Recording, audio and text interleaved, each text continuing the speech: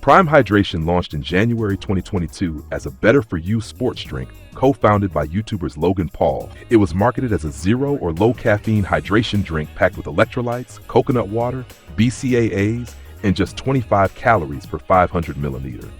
With bright flavors, blue raspberry, tropical punch, etc., and viral TikTok-backed marketing, the launch created chaos. Bottles sold out instantly, kids traded them like collector cards, and scalpers flipped cases for thousands of dollars. By 2023, Prime's co-founders were touting over $1.2 billion in sales its first full year, and the drink was on sale in 90,000 stores worldwide with major sports partnerships. Prime's viral hype was driven by social media and schoolyard buzz. Influencer promotions and TikTok challenges made the drink a fad among Gen Alpha, and children flocked to stores as soon as new flavors dropped. This surge was real. But the same social media magic that's rise also planted its seeds of doubt. As Euromonitor analysts warned, influencer-driven brands can burn out if the product itself doesn't meet a lasting consumer need. In July 2023, U.S. Senate Majority Leader Chuck Schumer publicly warned that Prime Energy, the caffeinated sibling product, contained an eye-popping 200 milligrams of caffeine per can, roughly 6 cans of Coke or 2 Red Bulls, and urged the FDA to investigate its marketing toward children. Schumer noted Prime's nearly identical packaging made it likely were unknowingly buying the high-caffeine version for their kids. Within days, regulators in other countries acted. Canada's food agency recalled Prime Energy for exceeding its 180 milligrams per can limit, and some schools in the UK banned all Prime drinks over health worries. CAS pointed out that Prime Energy's 200 milligrams of caffeine per 12 ounce exceeds load, making it unsafe for youth. These scares undercut Prime's healthier image and rattled parents and officials who saw the brand's marketing as incompatible with such potent caffeine. Beginning in 2023 and extending into 2024, Prime faced a cascade of lawsuits.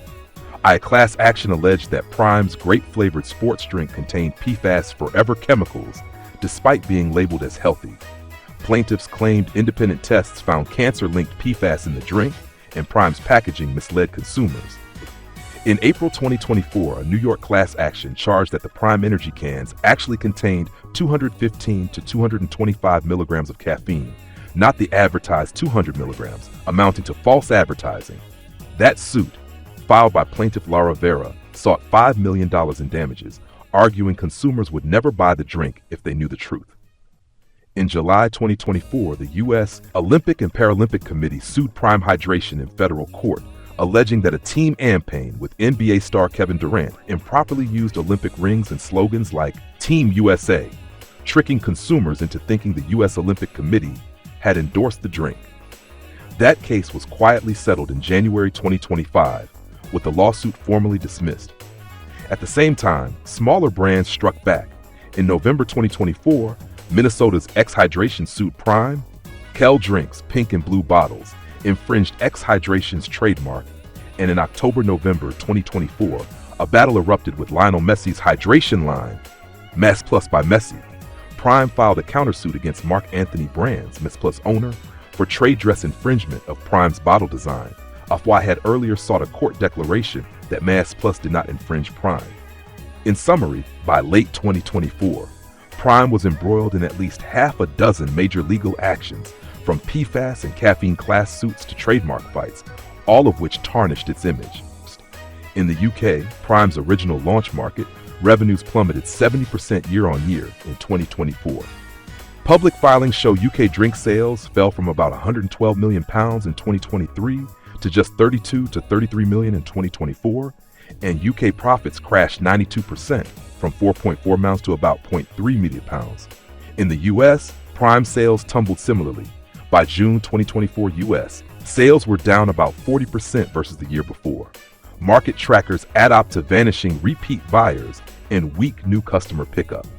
Google Trends shows interest urgy drink peaked in late 2024 and then nosedived from 100 to about 27 by September 2025. Retailers responded with steep discounts on excess stock. Tesco, a major UK, was spotted slashing 500 milliliter Prime hydration bottles to 31p each, an 88% markdown from the original £2.50 launch price.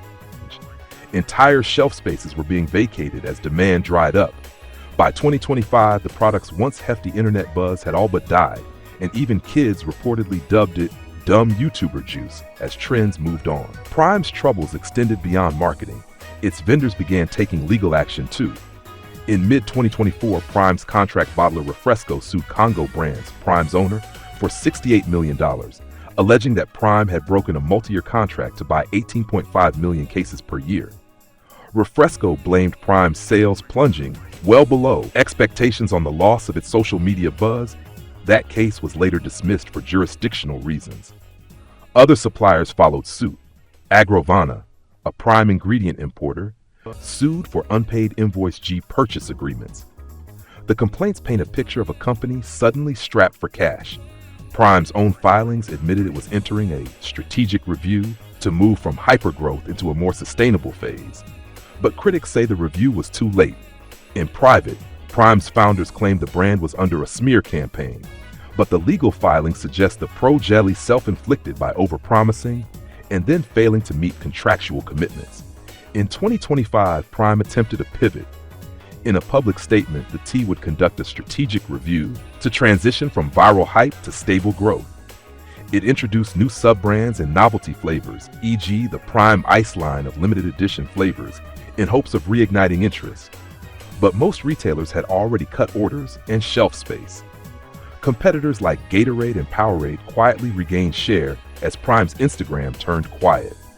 Even Logan Paul's other ventures, like his Lunchly Lunchables with MrBeast, receive eyeing than Prime's new product roles. By 2025, Prime was a pale shadow of its former self.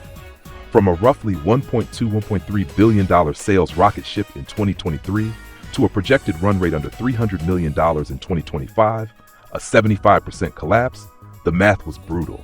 In June 2025, Business Insider reported UK sales down to 33 million pounds and US sales down 40%, with Prime barely scratching out a 312-pound profit.